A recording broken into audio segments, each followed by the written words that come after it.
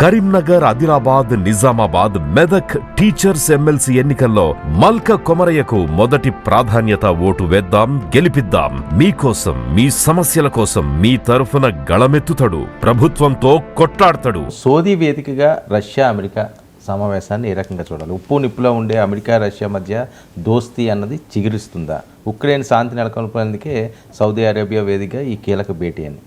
అంటే America Russia దోస్తికి సంబంధం లేదు. ఇది ట్రంప్కు పుటిన్కు మధ్య ఉన్న ఫ్రెండ్షిప్ ఒక ఫ్యాక్టర్. ఫ్రెండ్షిప్ కన్నా కెమిస్ట్రీ అందాం, పర్సనల్ కెమిస్ట్రీ ఒక అంశం కావచ్చు. ప్రధానంగా ఉక్రెయిన్ వార్ను నేను ఆపుతాను అని ట్రంప్ ఎన్నికల ప్రచార సమయంలో కూడా చెప్పారు. వార్స్ ఉక్రెయినే కాదు, ఈ గాజా వార్ కూడా ఆపుతానని. సో ఉక్రెయిన్ వార్ ఆపుతానని ట్రంప్ ప్రకటించాడు. అధికారంలోకి వచ్చినాక చాలా వేగంగా నిర్ణయాలు తీసుకుంటున్నాడు.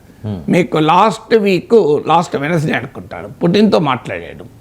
ఫ్రైడే జేడీ వాన్స్ అమెరికా ఉపాధ్యక్షుడు జెలెన్స్కీతో మాట్లాడాడు. సాటర్డే మీకు సౌదీ అరేబియాకు అమెరికన్ డెలిగేషన్, టాప్ డెలిగేషన్ వెళ్తుంది.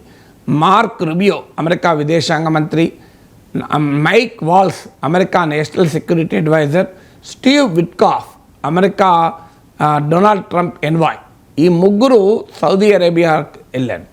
సౌదీ అరేబియాలో రష్యన్ టీం కూడా వస్తుంది. So Trump team, American team, Russia team మధ్య ప్రిలిమినరీ చర్చలు, ఉక్రెయిన్ వార్ ఎలా ఆపాలి అనే చర్చలు మొదలవుతున్నాయి. సౌదీ అరేబియాను ఎందుకు ఎంచుకున్నారంటే అది న్యూట్రల్ డెస్టినేషన్. సౌదీ అరేబియా అమెరికాకు క్లోజు, రష్యాకు క్లోజు. సౌదీ అరేబియా ఈ వార్లో కూడా తటస్థ పాత్ర తీసుకుంది. ఈ వార్లో కూడా అది అమెరికా వైపు, రష్యా వైపు లేకుండా తటస్థంగా ఉంది. అందులో డొనాల్డ్ ట్రంప్కు సౌదీ క్రౌన్ ప్రిన్స్, అంటే సౌదీలో వాస్తవంగా రాజ్యమేలుతున్న మహమ్మద్ బిన్ సల్మాన్కు మధ్య వ్యక్తిగతంగా కూడా ఫ్రెండ్షిప్ ఉంది. మీకు అందుకే ట్రంప్ ప్రెసిడెంట్ అయ్యాక ఫస్ట్ మాట్లాడింది సౌదీ క్రౌన్ ప్రిన్స్తోనే, మహమ్మద్ బిన్ సల్మాన్తోనే ఫోన్లో మాట్లాడాడు.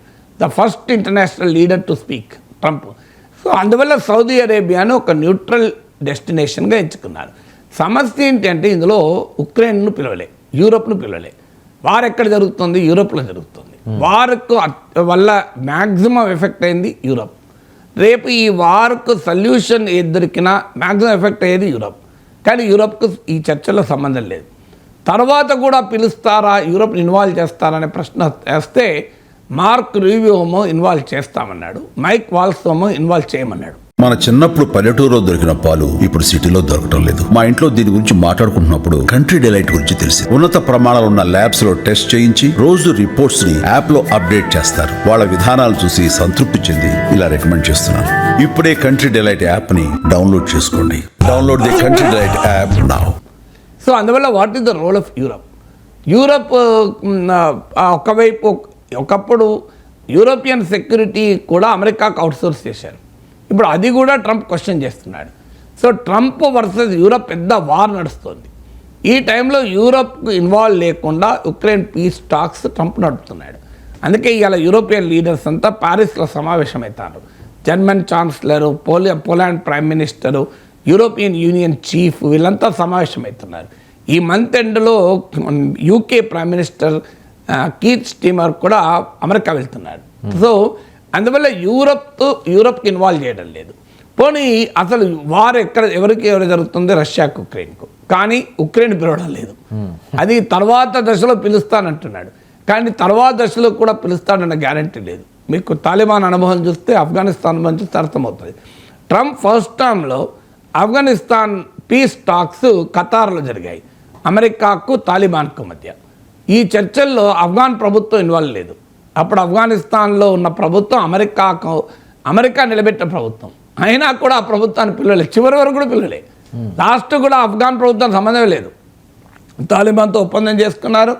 ఒక ఫైన్ మార్నింగ్ తెల్లారు లేచే వరకు అమెరికన్ ట్రూప్స్ అన్నీ ఆఫ్ఘనిస్తాన్ ఖాళీ చేసి వెళ్ళిపోయాయి.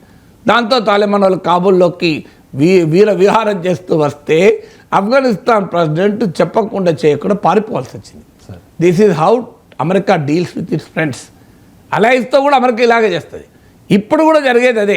మీరు జెలెన్స్కీకి సంబంధం లేకుండా, ఉక్రెయిన్కి సంబంధం లేకుండా ఒక పీస్ చర్చలు మొదలుపెట్టారు. పీస్ చర్చలు మొదలు పెడుతూ ఏమంటున్నాడు? రష్యన్ ప్రెసిడెంట్ వార్ ఆపడానికి రెడీగా ఉన్నాడు. రష్యా యుద్ధం చేయడానికి కారణమైన పరిస్థితులు నేను అర్థం చేసుకుంటా. సో అవసరమైతే ఉక్రెయిన్ రష్యన్ టెరిటరీ అవుతుందేమో, ఉక్రెయిన్ వదులుకోవాల్సి ఉంటుంది కొన్ని అని ట్రంప్ ఓపెన్గా చెప్తున్నాడు. అందువల్ల ఈ డీల్లో యూరోప్కు సంబంధం లేదు, ఉక్రెయిన్కి సంబంధం లేదు. వాళ్ళని ఎప్పుడు సంబంధంలో పిలుస్తారంటే ఇంకో మేము ఒప్పందం కుదుర్చుకున్నాం రష్యాతో, యూ ఇంప్లిమెంట్ అని పిలుస్తాడు. పిలవడం కాదు, కానీ నిర్ణయాలు తీసుకునే సమయంలో పిలవడు, నిర్ణయాలు అమలు చేసే సమయంలో పిలుస్తాడు. అంటే is not going to decide the Ukraine deal with involving Europe and Ukraine. యూరోప్కి ఉక్రెయిన్కి సంబంధం లేకుండా రష్యాతో నేరుగా అమెరికా ఒక డీల్ కుదుర్చుకొని ఆ డీల్ను ఉక్రెయిన్ పైన రుద్దటానికి ట్రంప్ సిద్ధపడుతున్నాడు. ఈ డీల్లో పని రుద్దినా మంచిది, ఏమైనా మేలు జరుగుతుందా? మేలు ఏమీ జరగదు. ఎందుకు జరగదంటే ట్రంప్ ఏమంటున్నాడు, రష్యా యుక్రెయిన్కు చెందిన 20-30% భూభాగాన్ని ఆక్రమించుకుని ఉంది, ఆ భూభాగాన్ని వదులుకోమంటున్నాడు, ల్యాండ్ ఫర్ పీస్ అంటున్నాడు. 2, ఉక్రెయిన్ రీకన్స్ట్రక్షన్ జరగాలి, ఎందుకంటే వార్లో దెబ్బతిన్నది. అది జరగాలి అంటే యుక్రెయిన్లో ఉన్న నేచురల్ రిసోర్స్ మొత్తం మాకు ఇచ్చేయండి అంటున్నాడు. సో టైటానియం, యురేనియం, లీథియం, చాలా రేర్ ఎర్త్ మెటల్స్ ఉన్నాయి, అవన్నీ తనకిచ్చేయమంటున్నాడు అమెరికా ట్రంప్. 3వది, పోనీ తానేమైనా బాధ్యత తీసుకుంటానా? ఉక్రెయిన్ అడిగారు, మాకు సెక్యూరిటీస్ గ్యారంటీస్ ఇవ్వండి, మాకు నాటో మెంబర్షిప్ ఇవ్వండి. ఇచ్చే ప్రసక్తే లేదు, దట్ ఈస్ నాట్ ప్రాక్టికల్ అన్నాడు. తర్వాత ఏమన్నాడు, మాకు అమెరికన్ ట్రూప్స్ అన్న ఉండాలి అన్నాడు. అమెరికా తన బలగాలు యుక్రెయిన్కు పంపదు అని ప్రకటించేశాడు. ఇక మిగిలింది ఏంటి? యుక్రెయిన్కు సెక్యూరిటీ గ్యారంటీస్ లేవు, ల్యాండ్ వెళ్ళిపోతుంది రష్యాకు, నేచురల్ రిసోర్స్ అమెరికాకి వెళ్ళిపోతున్నాయి. ఉక్రెయిన్ బిక్కు అనుకుంటూ ఒప్పందం పైన సంతకం పెట్టాలి. What is the cost of this? ఎందుకు ఈ పరిస్థితి వచ్చింది? అంటే ప్రెసిడెంట్ జెలెన్స్కీ తన బలం ఆధారంగా రష్యాతో కొట్లాలి, అమెరికా బలం ఆధారంగా కొట్లాడు, యూరోప్ అండదండలు చూసుకొని కొట్టాడు. కానీ ఇవాళ పరిస్థితి ఏంటి? Europe, Britain prime minister Keith Starmer ప్రకటించాడు, మేము మా ట్రూప్స్ను పంపిస్తామన్నాడు. దేనికి? రష్యాతో యుద్ధం చేయడానికి కాదు, పీస్ నెలకొల్పడానికి పంపిస్తామన్నాడు. పీస్ ఎట్లా నెలకొల్పుతారు రష్యాతో యుద్ధం చేయకుండా? పీస్ అంటే ఏంటి? సో ఇలా యూరోప్ వదిలేస్తోంది, చేతులెత్తేస్తోంది. ఎందుకంటే యూరోప్కు ఆ శక్తి కూడా లేదు. అంటే అమెరికా పక్కకు జరిగితే ఉక్రెయిన్ కాపాడే శక్తి కూడా యూరోప్కి లేదు. అందుకే యూరోప్ చేతులు ఎత్తేస్తుంది, అమెరికా డిజోన్ చేసుకుంటోంది. ఉక్రెయిన్ పరిస్థితి ఏంటి? ఎస్, యుద్ధం ఆగిపోతుంది, పీస్ డీల్ కుదురుతుంది, కానీ ఆ పీస్ డీల్లో కంప్లీట్గా ఉక్రెయిన్ నష్టపోతుంది. ఉక్రెయిన్కు చెందిన 20-30% భూభాగం రష్యా చేతిలో ఉంది, దాన్ని వదిలేసుకోవాలి. ఉక్రెయిన్లో ఉన్న రేర్ ఎర్త్ మెటల్స్ అమెరికాకి ఇచ్చేయాలి. ఆఖరికి ఉక్రెయిన్కి ఏదైనా గ్యారంటీ ఉంటుందా అంటే నో గ్యారంటీ. ఎప్పుడు రష్యా వాళ్ళు మళ్ళీ అటాక్ చేస్తారో తెలియదు, ఎప్పుడు మళ్ళీ పుటిన్ రీఎక్విప్ చేసుకొని ఉక్రెయిన్ పైన అటాక్ చేయొచ్చు. ఓ రకంగా ట్రంప్ ఉక్రెయిన్ తీసుకెళ్ళి సముద్రంలో కలిపేస్తున్నాడు. ఇది అమెరికాతో కలిసి ఉన్నందుకు, 3 ఏళ్ల పాటు అమెరికాపై నమ్మకం పెట్టుకుని యుద్ధం చేసినందుకు, అమెరికా ప్రయోజనాల కొరకు నిలబడ్డందుకు, తన దేశ ప్రయోజనాలకు కూడా వదులుకొని అమెరికా ప్రయోజనాలకు నిలబడ్డందుకు ఉక్రెయిన్ చెల్లిస్తున్న మూల్యం. ఇది మన దేశానికి కూడా అర్థం కావాలి. అమెరికాతో ఫ్రెండ్షిప్ అంటే ఎలా స్ట్రాటజిక్ ఫ్రెండ్. అమెరికా గొప్ప కంట్రీ, ఇలా గ్రేట్ సివిలైజ్డ్ నేషన్, ఇది ల్యాండ్ ఆఫ్ ఆపర్చునిటీ. చాలామంది ఒక పొరపాటు, అమెరికా అంటే మనం అమెరికన్ సమాజం గురించి మాట్లాడుతున్నాం అనుకుంటాం. అమెరికా సమాజం వేరు, అమెరికా రాజ్య వ్యవస్థ వేరు. American state is different from American people, American society. American society is a great entrepreneurial society, freedom loving society, civilised society. కానీ American state is a barbaric state. American స్టేట్కి అర్థమైంది తన ప్రయోజనాలు తప్ప ఇంకేది పట్టించుకోదు. సో అమెరికన్ స్టేట్ స్వభావాన్ని అర్థం చేసుకోకుండా జెలెన్స్కీ ముందుకెళ్ళాడు. ఇవాళ దిక్కుతోచని పరిస్థితుల్లో బిక్కుమంటూ నా బతికేంటి అని చూస్తున్నాడు. సో అదే పరిస్థితి రేపు ఎవరికైనా వస్తుంది. అందుకే ఇండియన్ ఫారిన్ పాలసీ కూడా మనం చెప్పేది, అయ్యా don't rely on United states, rely on your self. America కోసం నువ్వు చైనాతో ఘర్షణ పడ్డా, అమెరికా కోసం ఇంకోరితో పెట్టుకుంటే మిగిలేది ఏంటి అంటే ఏం మిగలదు సార్. సో కానీ అమెరికాతో నిలబడి గనక మనం ఇండిపెండెన్స్ స్టాండ్ తీసుకున్నాం అనుకో, మనకి ఏం మిగులుతుందో రష్యన్ ఆయిల్ మిగిలింది. రష్యాతో ఆయిల్ కొంటే అమెరికా తీవ్రంగా వ్యతిరేకించింది. కానీ మనం నిలబడి ఆయిల్ కొన్నాం, ఏం చేయగలిగింది America? Nothing could be done. Cheap oil వచ్చేసింది మనకు. అదే ఇరాన్ విషయంలో అమెరికాకు తల వంచి ఇరాన్ నుంచి ఆయిల్ దిగుమతులు ఆపేసుకున్నాం, నష్టపోయాం.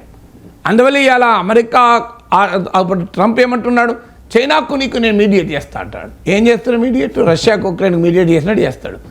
రష్యాకు ఉక్రెయిన్కు మీడియేట్ చేయడంలో తన వైరపక్షం అమెరికాకు ప్రధాన ప్రత్యర్థి అయిన రష్యాకు బెనిఫిట్ చేస్తూ తన మిత్రదేశమైన ఉక్రెయిన్ను డస్ట్బిన్లో పడేస్తున్నాడు. చూడండి ట్రంప్. చాలామంది ఏమనుకుంటారు, అమెరికాకు రష్యా కదా ఎనిమి, యుక్రెయిన్ కాదు కదా. రష్యాను దెబ్బతీసే విధంగా డీల్ ఉంటుంది అనుకుంటున్నారు. ఉండదు. రష్యాను స్ట్రెంథన్ చేసే విధంగా డీల్ ఉంటుంది. ఎందుకుంటుంది? అమెరికాకు యుక్రెయిన్తో పని లేదు, రష్యాతో పని. అమెరికాకు రష్యాతో పని ఉంది కనుక ఉక్రెయిన్ డంప్ చేసి రష్యాతో కలుస్తున్నాడు ట్రంప్. రేపు భారత చైనా వివాదంలో కూడా అమెరికా తలదూర్చి జరిగేది అదే. అమెరికా శత్రుపక్షం కదా చైనా, మనకు సపోర్ట్ చేస్తారు, మనం భ్రమపడద్దు. అమెరికా ఇంట్రెస్ట్లు అడిగితే చైనా అవసరం, మనం కాదు అవసరం. అందువల్ల అమెరికా చైనాకు అనుకూలంగా ఇండియాని డంప్ చేస్తుంది. ఇప్పుడు ఎలాగైతే రష్యాకు అనుకూలంగా యుక్రెయిన్ డంప్ చేస్తుందో అందువల్ల యుక్రెయిన్ అనుభవం నుంచి the world has to learn, India has to learn.